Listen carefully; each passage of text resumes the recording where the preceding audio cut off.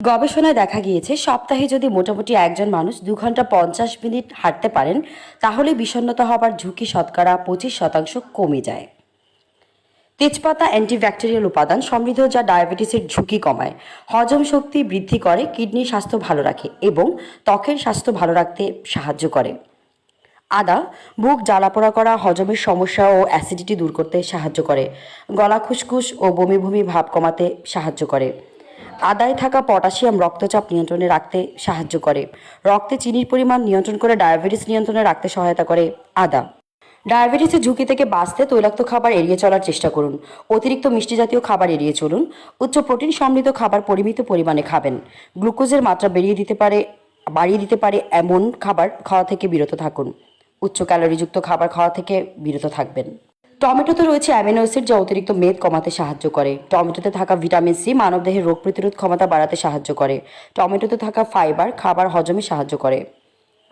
কলায় থাকা vitamin C রোগ প্রতিরোধ ক্ষমতা বাড়াতে সাহায্য করে। কলায় পর্যাপ্ত পরিমাণে পটাশিয়াম রয়েছে, যা রক্তচাপ নিয়ন্ত্রণে রাখতে সাহায্য করে। ঝটপট এনার্জি পেতে চাইলে কলার বিকল্প আর কিছুই হতে পারে না। ভিটামিন সি এর চমৎকার উৎস হচ্ছে লেবু।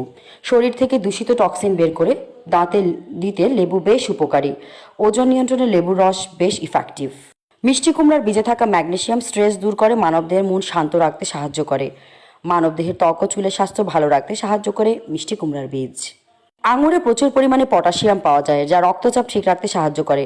আঙুরে প্রচুর পরিমাণে পানি রয়েছে, যা কোষ্ঠকাঠিন্য দূর করতে ভূমিকা রাখে। এটি চুল এবং চোখের জন্য বেশ উপকারী। নিয়মিত আঙুর খেলে ত্বক থাকে উজ্জ্বল। দেশি মুরগির মাংসে উচ্চমাত্রার ট্রাইফটোফেন নামক অ্যামিনো অ্যাসিড থাকে, যা মস্তিষ্কে সেরোটোনিনের মাত্রা বাড়িয়ে মানসিক চাপমুক্ত থাকতে সাহায্য করে। মুরগির মাংস ফসফরাস সমৃদ্ধ হওয়ায় দাঁত ও হাড়ের স্বাস্থ্য ভালো রাখতে সাহায্য করে। মুরগির মাংসে প্রচুর পরিমাণে প্রোটিন থাকে, যা পেশিকে শক্তিশালী করে।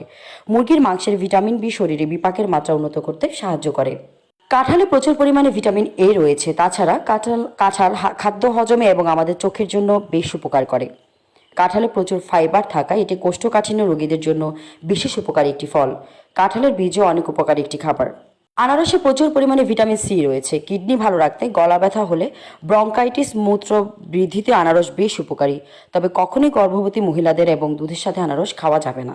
লিচুতে প্রচুর পরিমাণে ভিটামিন সি রয়েছে। লিচু খেলে পানির অভাবও পূরণ হয়। লিচু খেলে রুচি বাড়ে। ঠান্ডা লাগা, জ্বর, সর্দি, কাশি, টিউমার এবং পেট ব্যথার জন্য লিচু বেশ উপকারী একটি ফল।